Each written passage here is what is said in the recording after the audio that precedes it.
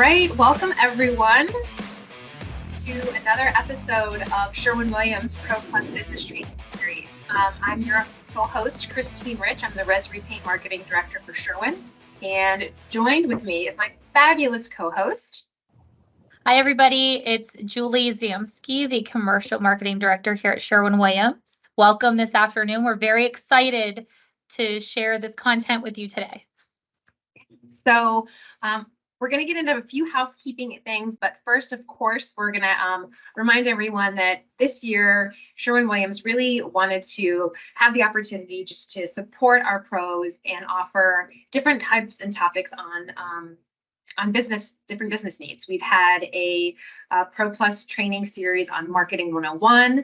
We've had one on estimating and bidding jobs. And of course, today we're going to be talking about recruiting and building culture. So we're going to get started.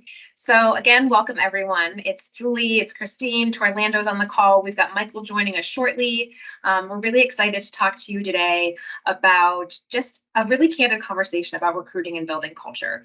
And throughout the episode, you're going to hear about recruiting tips and advice on how to find and hire the right people, common misconceptions or common mistakes people make when it comes to recruiting and how to avoid them. Lessons learned from both Torlando and Michael from their own maybe recruiting hiccups, and then tips on things you can start doing today to up your recruiting game, and then also start building culture, which what you'll find through this conversation is that recruiting and culture building really do go hand in hand. And so I honestly can't think of two better people to join us in this conversation. So Torlando and Michael are going to be you're going to learn a little bit about them in a moment. So a couple housekeeping things. For our Spanish-speaking guests, there is a way that you can turn on captions that will be translated in Spanish. So if you look to the screen, you can select more options, which is indicated by those three horizontal dots at the top of your screen in the right corner. You can select language and speech, and then turn on live captions. And then from there, you'll see a caption window appear at the bottom of the display screen. So if anybody wants to take a moment to turn on the Spanish captions right now is a great time to do that before we get started. And to give you another moment before we get started, to let you know how this is going to work, we did pre-record the conversation with Torlando and Michael for this very reason. Sometimes there are technical difficulties. So we're going to show the pre-recorded interview, and then we're going to come back and do live Q&A with our guests. Please feel free to use the chat feature throughout the entire interview that you're watching. You can add your questions there so you don't forget. You can add them after. Again, we're going to be back live with everyone. So we're just really excited that you're here, and we want to make this beneficial for you. So please participate. And then the last thing before we get started is, don't want to forget this, is really important in case anyone has to hop off quickly, is that Sherwin-Williams offers a ton of value-added resources for recruiting practices. So Julie, I don't know if you want to take it over and kind of walk through some of these things. I've got them on the screen. I believe you can see them. I can. So couple of things on here. Well, three things on here. First, you can use our new free Sherwin-Williams job board that's dedicated to paint professionals at jobs.paintprotraining.com.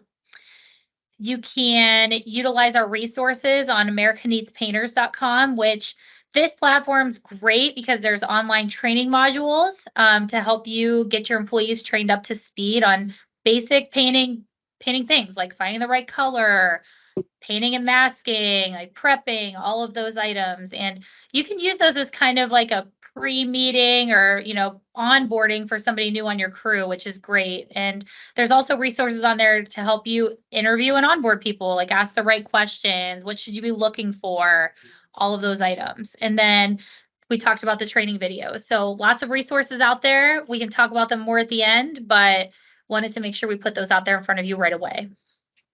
And just for a final note, this entire episode will be recorded and posted to YouTube shortly after we're done recording. So again, if you have to hop off early, or if you love what you're hearing, you want to share it with some other folks, it will be available on Sherwin-Williams YouTube channel. So with that, I'm going to stop sharing that, and I'm gonna get our pre-recorded conversation up. And if for any reason, Julie, anyone can't hear this, I've got the include computer sound on. Please let me know and we will get started. Absolutely. And Virtual high five. Virtual high five. Virtual high five. All right. All right, everybody. Thanks for joining us on another episode of Sherwin-Williams Pro Plus Business Training Series. We are so excited to be joined today by two guests. My name is Christine Rich. I'm the Res Repaint Marketing Director, and I'm joined with my co-host. Hi, everybody. It's Julie Zamsky, your Commercial Marketing Director. And today we are talking about recruiting and building culture. And I cannot think, honestly, of two better people to talk about this and share their expertise than Torlando Hakes with Craftsman's Painters and Michael Cheney with No Drip Painting. So Michael and Torlando, thank you for being here. And why don't you just do a quick little overview about who you are before we jump into the questions? Yeah, absolutely. So again, my name's Torlando. I am the CEO of Craftsman Painter. We are a collective of painters and designers that work throughout the country in the residential repaint arena. And we really love the work that we do. We help kind of bridge that gap between design and paint and bring a lot of people together, give them some great resources, give them some employment benefits, that kind of thing. And I'm also the host of the Paint Ed show through the PCA. And happy to be here. He's also a published author. That's true. That's That's true. right. All right, Michael. Yeah, thanks for having me, guys. I'm super excited about the opportunity. I'm Michael Cheney, and I own No Drip Painting out of Columbus, Ohio. And we are a high-end residential painting company. But really what we are and what we do is we change lives through paint. We do that in a variety of different ways. And really what we've done here at No Drip Painting is we found a way to use this craft that we love. And we take that craft, and that's our vehicle to create change in our community and do some really cool things. In addition to that, I am the new host of the Women in Paint podcast through the PCA, which is also something I'm super excited about. And let's talk about culture and building teams. It's one of my favorite topics. Excellent. So let's jump right in. First thing, we hear so often from painting contractors about I'm having a hard time hiring, recruiting, finding painters. What is going on with that? And what are some things or tips or tricks that you have found to work well for you?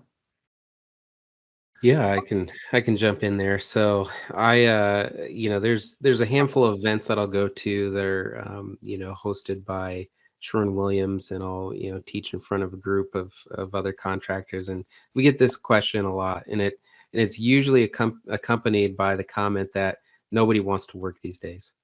And my comment, which I don't think wins me any best friends, is that, well, it's not that people don't want to work, it's just that they don't want to work for you.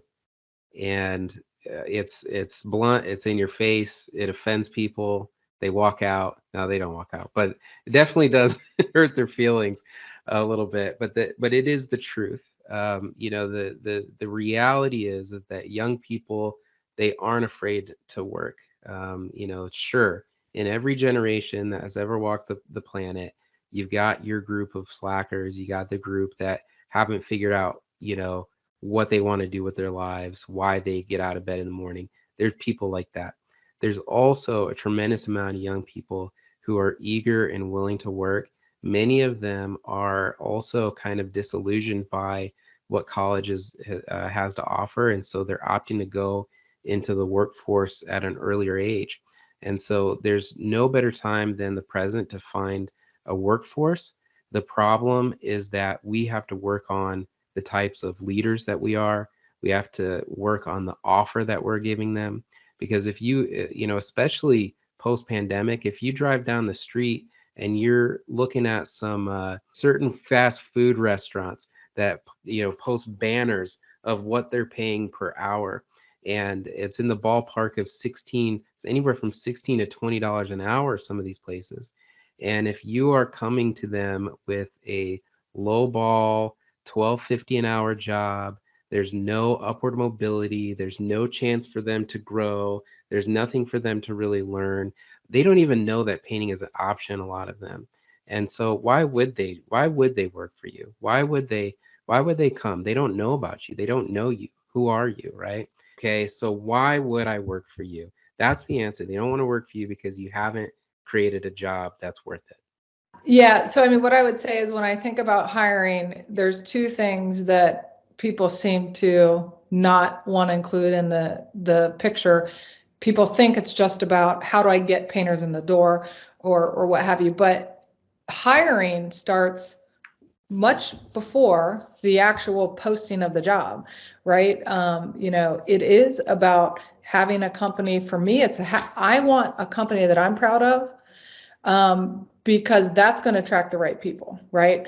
And that starts long before I create a job posting, because when I create that posting, I have to ask myself, is someone going to want to hire for it or going to want to work for us, right? So it's about building your team and your culture long before you even get people in the door in some capacity.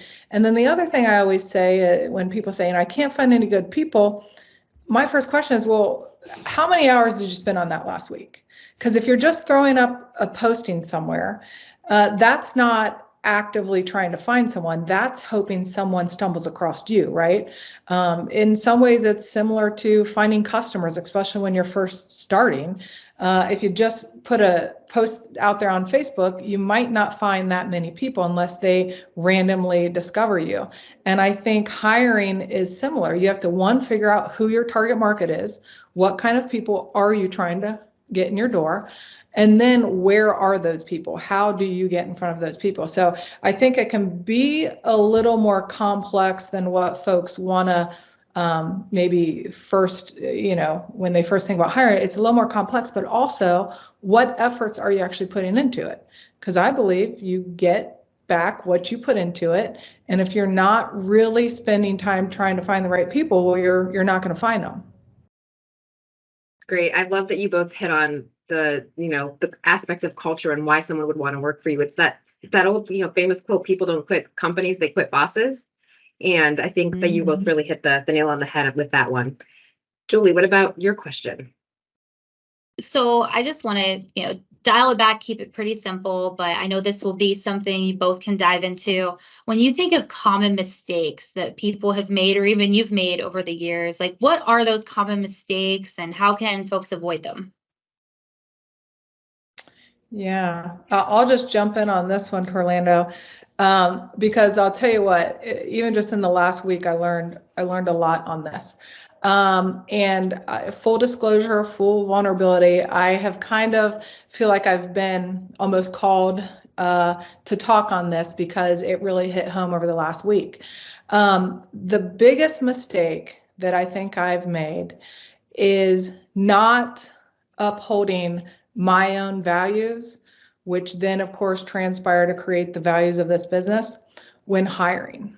Really the takeaway and the lesson that I learned was that I have to be so secure and forthcoming with the values of myself and the values that are in this business. And that is what aligns people. And that is what's going to allow me to get the right people in the door. And so that is my big lesson. And as I move forward in hiring, I will not waver on what those values are. And I will make sure that the folks that even think about being part of this amazing team that we have, they're going to know right where we stand, and we're never going to, waver on who we are as a business again. Thank you for sharing that. I know that was a lot of vulnerability, so thank you for sharing that with us. And Michael, you really hit it. I mean, that is where every hiring mistake that I've ever had has come from. Me being worried about getting the work done because I've got customers who are emailing me and calling me and threatening to back out of their contracts because they have a hard time understanding that our schedule moves around and they can't possibly wait 2-3 days or a week, right? And so now I'm feeling the pressure of finding somebody, and sometimes it's hit or miss as to whether you're going to actually find a capable person. And so you bring somebody on because they know how to paint, and because you've got these constraints and you've got these pressures, and you start ignoring those values. The values that we have, they create kind of an identity, and culture and brand ultimately is all about that identity. The things that you stand up for, the things that you believe in, those are the things that attract people to you. Torlando, I don't know if I heard a mistake in there where this is vulnerability hour. So have you made any mistakes around recruiting or building culture that you can think of, and maybe early on, and Yeah. then ways to avoid them? Sure. No, and I make them to this day. I make them to this day, and that's that is the truth. So I'll give you an example. I was doing a round of hiring, maybe seven years ago or so, and it was exactly the case. I had a huge backlog of work. I couldn't, I wanted to bring people in. There were two guys in particular. They had a tremendous amount of experience in painting. One guy had been painting for 30 years. The other guy had been painting for 15. I brought them in. I interviewed them. They were nice enough. They were nice enough. They interviewed fine. Things that I probably should have been listening for that I just kind of ignored is words like, "I'm just trying to get back on my feet." That one, it really does send a signal that they don't have their life together, and the kind heart in me, the empathetic person. This is where empathy kind of goes awry, is where you want to give them a chance. You want to see people succeed. You want to see people get back on their feet. What you have to figure out is whether you have the cash runway to afford what that means. I bet you have something to say about that, Michael, because I know you've got some Well, some experience in that space. There's two things. The first thing I'll say is, I could tell you that story over and over, Torlando. I'm right there with you. And it's, if you're someone that leads with your heart, it's difficult to say no when you really want to help someone. One thing that we've done that has helped me transition that piece of me in a different direction is that we do those same things for folks within the business. And now we have a program, our Paint It Forward program. That's how we give back, right? So it's helped me say, okay, do I put my resources towards taking a chance on this person that I don't know? I'm a little unsure. Or do I bank on what I know and what we've developed? And that's kind of our avenue. It's the same thing when the customers ask us, hey, do you give military vets a discount? Well, we don't give discounts because we think it undermines the quality and the intent of what we're doing.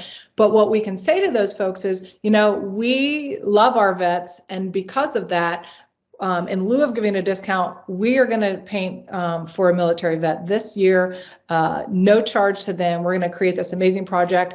And that's what we do in lieu of a discount. And I kind of think it's the same thing when I find folks when I'm like, man, I think we could really help them. But then I take a step back and I say, well, but actually our method of helping is through this channel that we've developed. And that's where our efforts are going to go.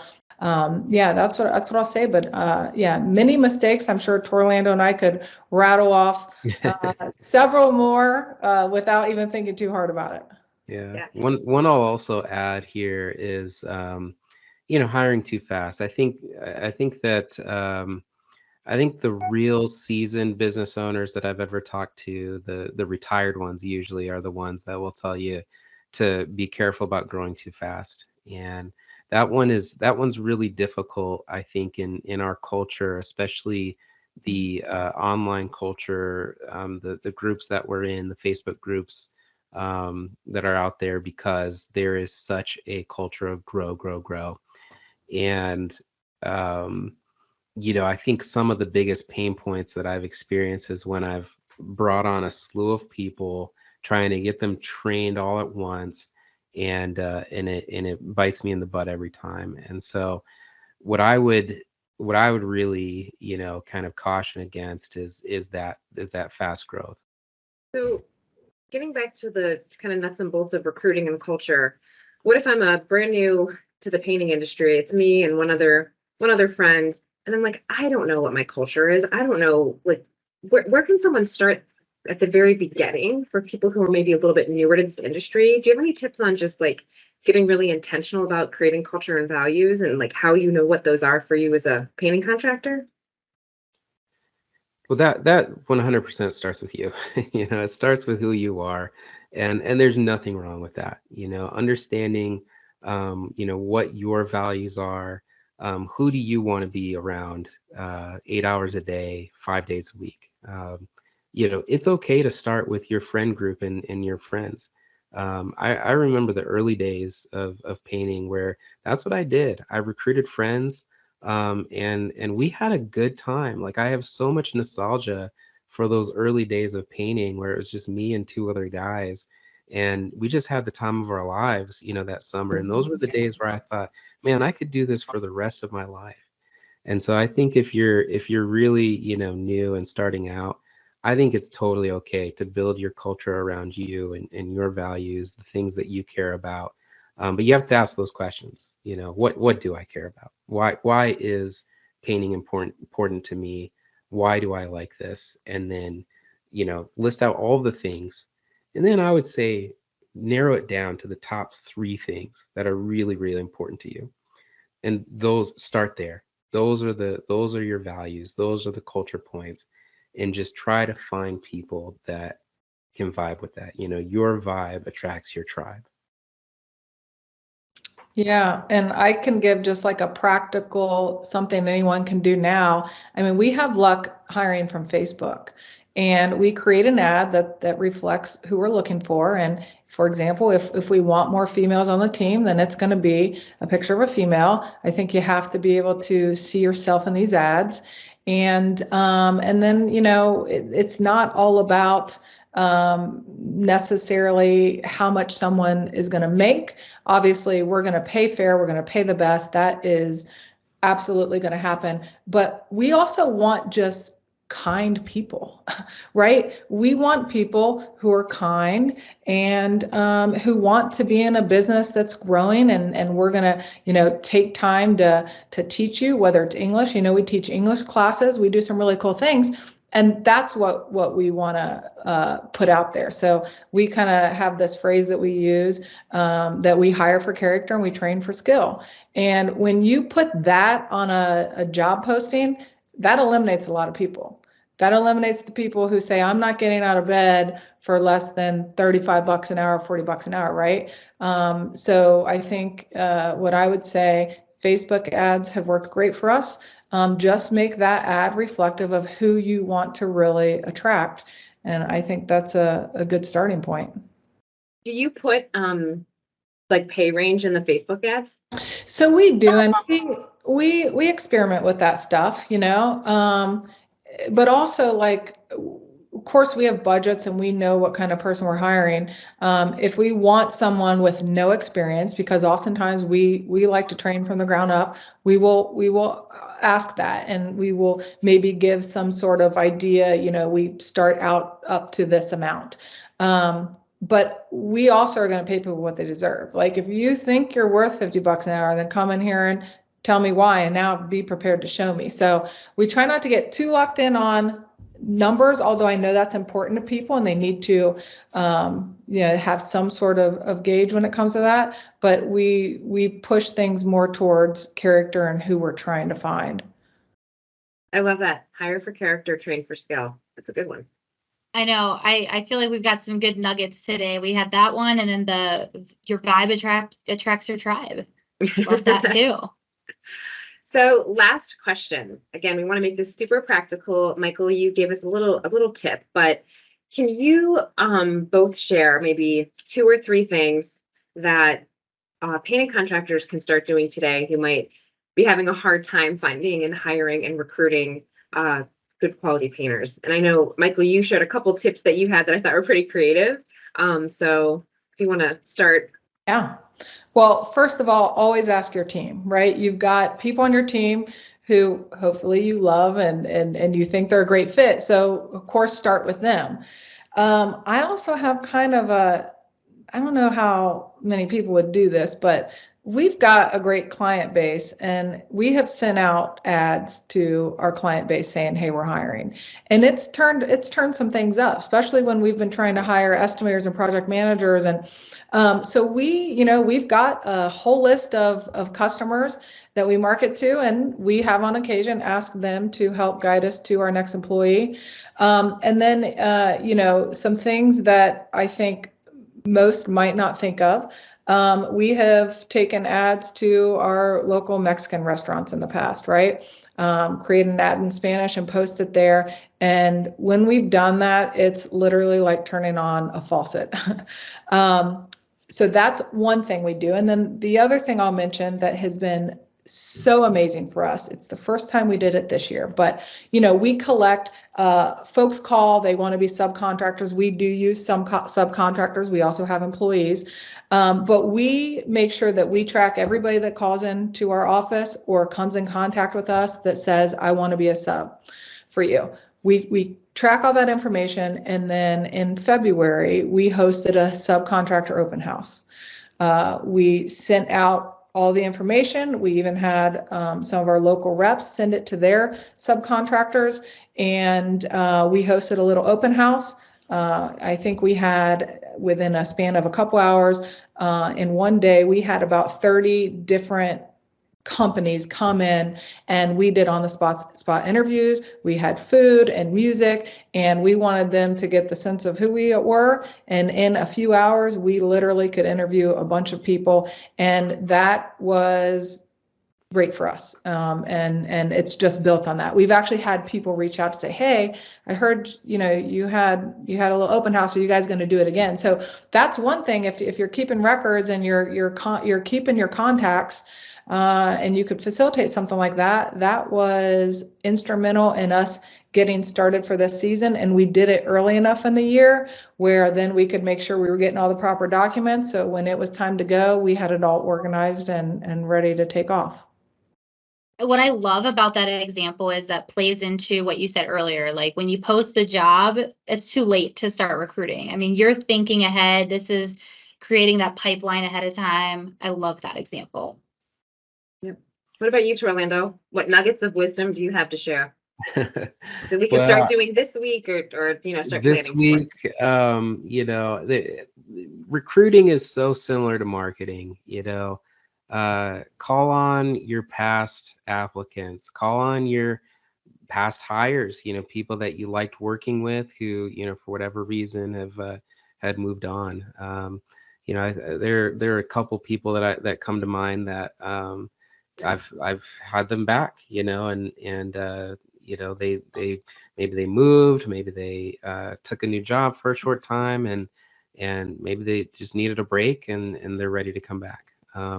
I've had people where it was down to 2 candidates and I had to choose one, and I went one way and I said, okay, well, hopefully in the future I'll be able to, bring you on. I called the following year, no dice. She wasn't ready to come over. I called a year later, said, will you come on? And she was like, what the heck, I'll go for it. And she became a great, employee for many, many years. And so, I mean, it's really, it's so similar to marketing. If the same things that you're doing in marketing are going to apply to recruiting. Well, this topic has been a very popular topic, and I'm very excited for us to get into the live Q&A. So why don't we kick it over to the live Q&A and let's see what's in there.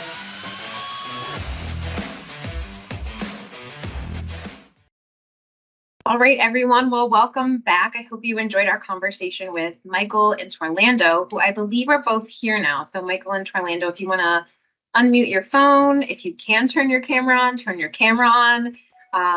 I see Michael. Hey, there she is. Sorry we missed you in the introduction. Took us a minute to get you in, but here you are. And Torlando, are you unable to put your camera on still, I see, but can you just let us know you're there with a howdy or a hello? My camera is on and I am here. Okay, well, very good. So Since you guys weren't in the very intro, we're going to give folks a couple minutes to sort of think of their questions. Again, please use the chat feature in Teams to submit your questions. Anything you want to ask Michael or Torlando about recruiting and building culture. We've got two of the best in the business. So while we're waiting for folks to pipe up with some questions, I know sometimes people can get a little bit shy. I had another question I thought of since we recorded our session. So I've been hearing a lot more about this hybrid model for staffing. And do you guys know what I mean when I say that? Yeah. It's okay if you don't yet. So part full-time, part subcontractor, this hybrid model. Can you guys talk a little bit about that? Yeah, you want to go, Michael? Orlando, do you want to take? Yeah, I'll go for it. So we do have a hybrid model. And here's what I'll say about it is that there was a time when I bought into the idea that if you used subcontractors, then you were cutting corners. You weren't a real company because there was a much higher value placed on employees. And I bought into that for a lot of years. As I've grown, I essentially changed my perception on that. And what I feel about it today is that we can accomplish our goals with subcontractors. It is a means to grow, and we can still have the impact that we want. When I was really focused on having only employees, part of my reason was because I thought at the time I could have more impact on them and more impact within the business. But what I've learned over the last couple of years is that I can still have impact on our subcontractors, right? I mean, we think of them as our team. They are the folks that we teach English classes to on a weekly basis. They are the folks who that we need them to succeed in order for us to be successful. So we've developed this great partnership, and there's nothing against taking the owner of that sub team and teaching. I mean, I have partnered with Sherwin-Williams over the last year, and I'm able to do some job costing training, right? So my impact can be that I can bring these subcontractors in and teach them how to do this job costing, because again, we need them to be successful for us to be successful. So the net here is that I have been able to still have impact, which is really what drives No Drip Painting, in the sub model, as well as still having our employees and all of that. The other thing that I kind of bought into in regards to why you shouldn't have the sub model is because I believed people when they said that quality will suffer, professionalism will suffer, and all of the things that we have a tendency to think employees are better at. I bought into that, and what I realized is no, we can still have quality, right? It's just that our standards have to be upheld, and you can uphold standards with subcontractors, right? And it comes back to hiring. You've got to hire the right people that can complete the mission in the way that you want it done. So that's kind of our take. We started out as an employee model, and quite honestly, my cost of labor was too high. It limited what the capacity of the business could do in terms of the other things that we want in terms of growth. So in the last about 2.5 years, we've been doing this hybrid model, and quite honestly, it works great for us. And we see no difference between our employees and our subs. We love them all. They're all part of the team, and they're all part of this amazing journey for us.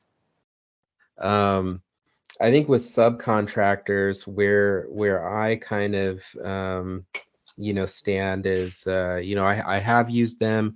I'll probably continue to align myself with a handful throughout my career, but only when it kind of matches my ethical criteria. I have kind of had a growing passion for the frontline worker, and I think that a lot of contractors tend to use subs as kind of an easy way to fix their margins and solve some of their management problems. The challenge with employee labor is that you are paying by the hour, and if you don't have good management in place, you stand the risk of that job just costing a lot of money with no end in sight. And so I think a lot of people look at that and they think, well, a subcontractor model is going to solve that because I pay them a flat rate and my margins are fixed, and whether they do well or they don't, that's their concern. I kind of throw a yellow card on that one. I say, hold on a second. It matters how we treat the frontline worker. If you're using subcontractors simply just because it's easier, or simply just because you want to avoid dealing with payroll taxes and workers' comp and that kind of stuff, that's where I say, hold on a second. Are we doing the right thing for the industry? Is this a sustainable path to finding labor in our industry? My fear is that it's a little bit of a house of cards. My fear is that a lot of subcontractors are going to get pretty smart and wise up and realize that, hey, if they're only getting 50, maybe even in some cases 35% of the total bill, well, what if I hire a salesperson for a 10% commission or 15% and start doing this out on my own? And so I think a lot of the high sales companies that are relying on subcontractors should probably look out and have a contingency plan if it all falls through.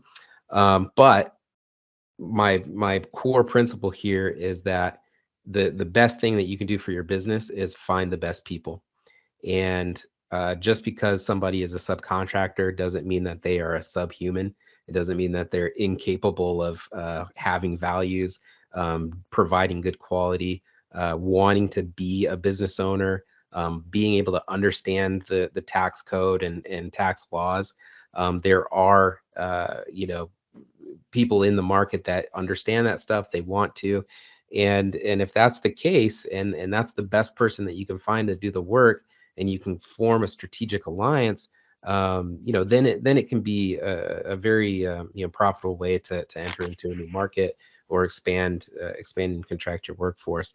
But I personally am pro employee, and in particular, I'm very fond of PEOs, which stand for Professional Employer Organization, which essentially give you the ability to pay like a subcontractor, but the workers get taken care of. They earn non-exempt wages. They earn overtime. They're not going to make less than minimum wage if the job goes sideways. It gives them some more options, but it's kind of the best of both worlds, in my opinion. Great conversation on that. We did have a 2-part question come in the chat, so I hope you guys are ready for this. The first part of it is, what does your training model look like? And then they also asked, this is Alex, by the way, thank you, Alex, for these questions. If someone has great character and a willingness to learn, how long do you expect them to take to be trained? Torlando, why don't you take that one away, since it sounds like you've got a lot of experience with employees. Sure thing.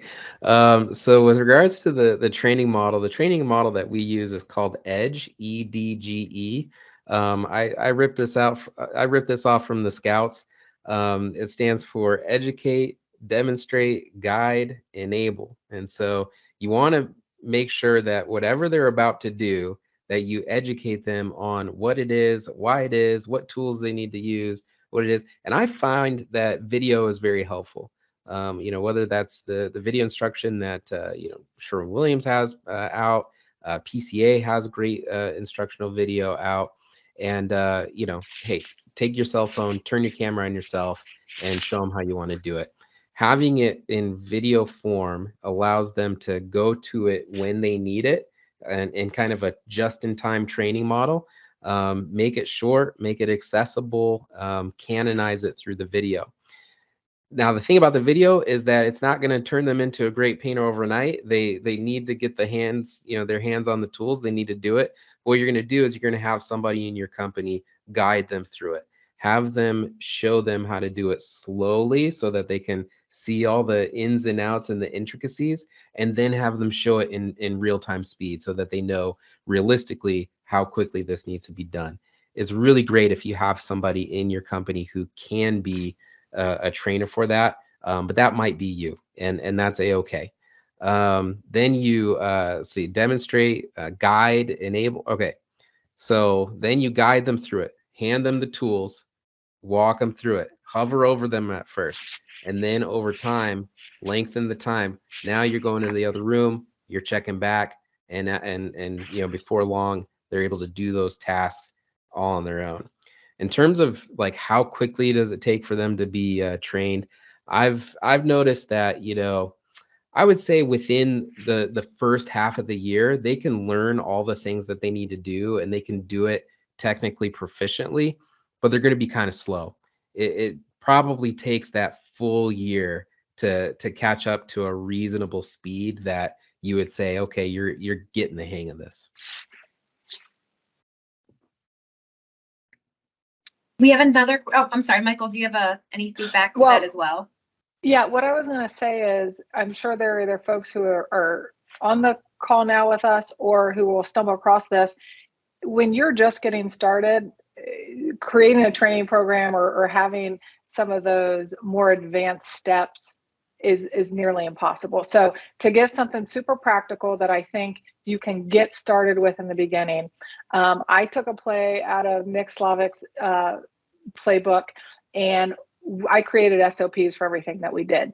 Now, when you first start, you're not going to create an SOP for everything, but can you create an SOP, which is a standard operating procedure that says, here's how we paint bedrooms, right?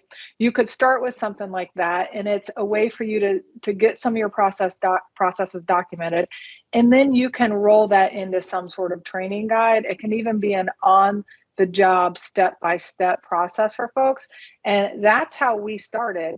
And as we're evolving and still growing, we're improving on the training. We don't have it all nailed down yet, but I think if you can start somewhere, which is documenting something, it will at least give you a jumping off place to build from.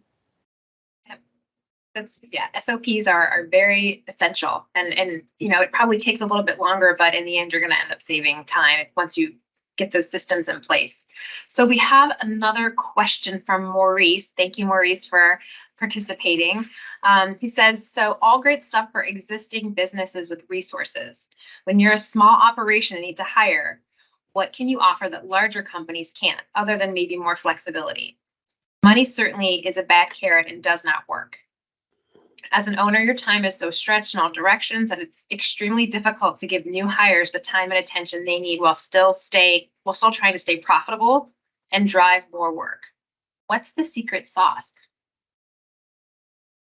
Man, that's a good one, because I'm with you. When you're starting, or even if you've been in it for a few years and you're wearing all the hats, hiring is difficult. You often are hiring out of desperation. I remember when I needed my first estimator, it was because I'm freaking out, literally, because I don't know how I'm going to get to all these estimates and I don't want to lose them, right? So I would often be reacting to that. I would first encourage you to figure out how to not be in reacting mode, even if that's gaining contacts over the years, and you meet someone and you think, hey, someday they might be able to be an estimator for me. Try and collect data if you can, so that when you need an estimator, you might have a Rolodex, so to speak, of folks that you can call on. The other thing that I would say, if you can get out of the hiring under desperation, I think as a small business, you've got to find people who are more driven towards building and creating a business. And what I mean by that is, you might not be able to offer them top dollar, but could you find someone who is really intentional and gets excited about the growth and what that takes? Because the person who is often excited about the growth, which I would consider myself as a business owner, I get excited about that, right? I get excited about creating the strategy and building the opportunity. Whereas someone who comes from an established business or, a corporate world where they've got all the structure, they might not be able to function in the day-to-day rat race. You just have to, put out fires because you're still learning your processes. You're still trying to figure out how to build that.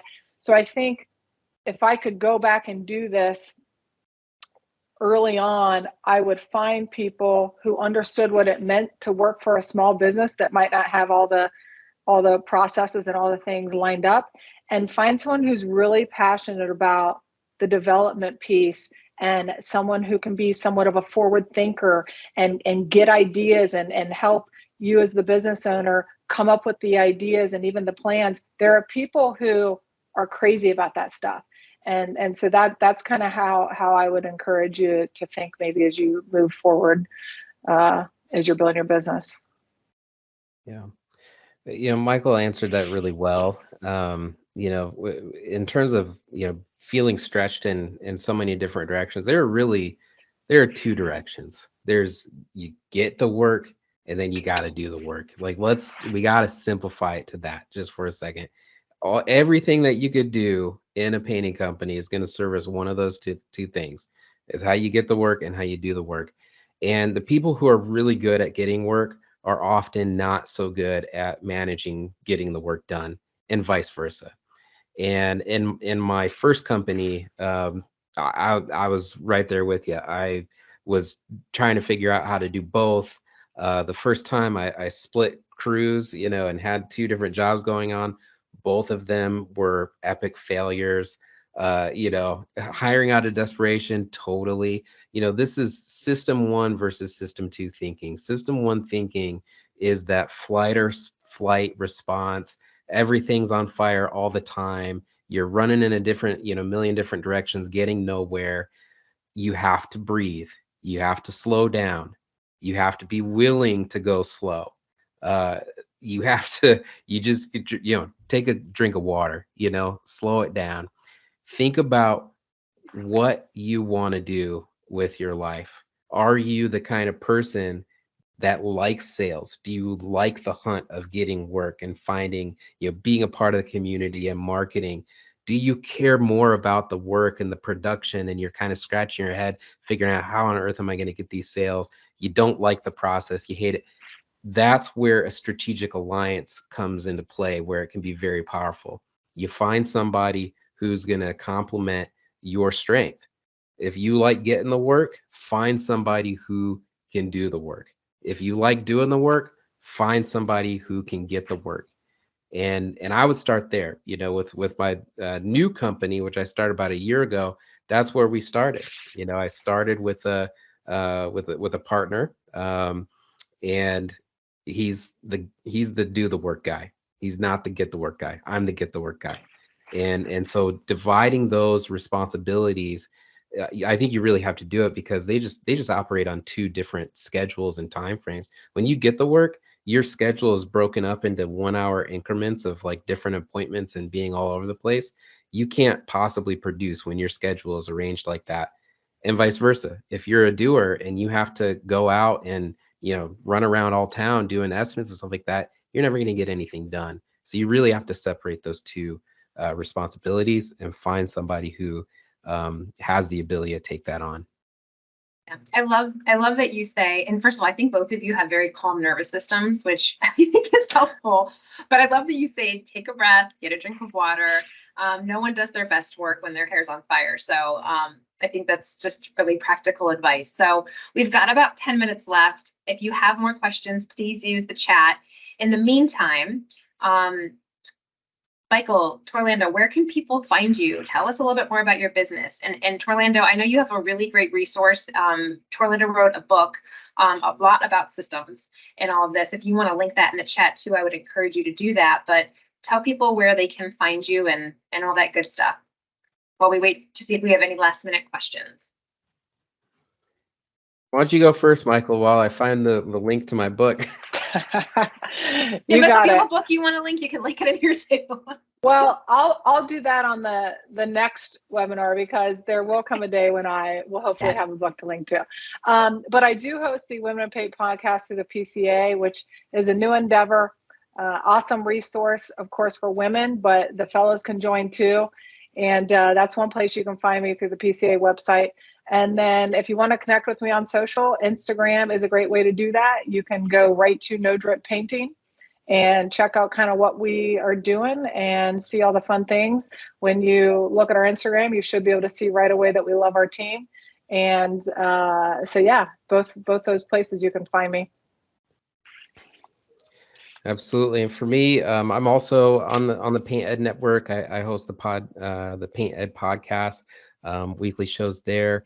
I also have a YouTube channel at Craftsman Painter where I provide additional business training on topics that come from the book. There's a whole kind of system and framework that ties into it all, and that's where I recommend beginning. And of course, you can reach out to me on Facebook or just email me at torlando@craftsmanpainter.com.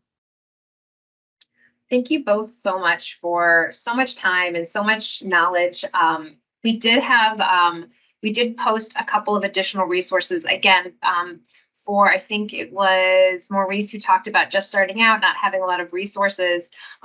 In the chat, we've posted the links to our free job board that is dedicated to paint professionals. It's the only job board like this that exists.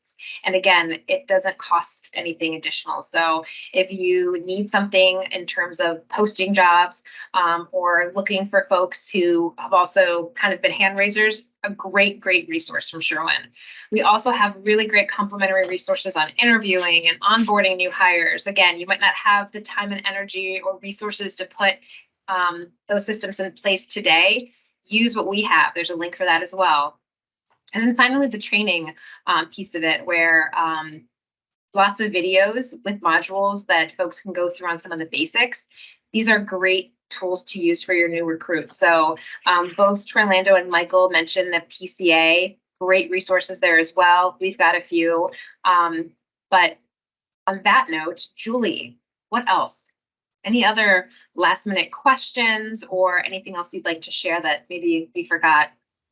No, I don't see any last minute questions in the chat, so I think be good there. But I also wanted to thank our guests today. Really appreciate the time. Really appreciate all the folks that logged in. We had quite a few people log in.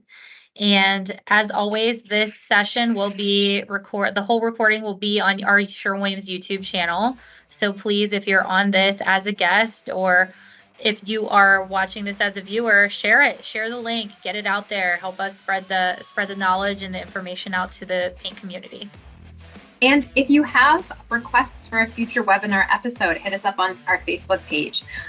We are here to make this for the pros. We want to make this as beneficial as possible. So with that, thank you. Also know that you've got a local Sherwin-Williams store you can hop into at any point if you have additional questions.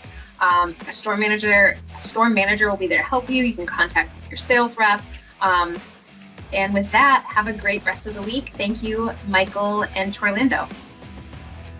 Thank you very much. One more virtual high five. I know how much Torlando loves those. All right. Thanks, guys. Bye-bye.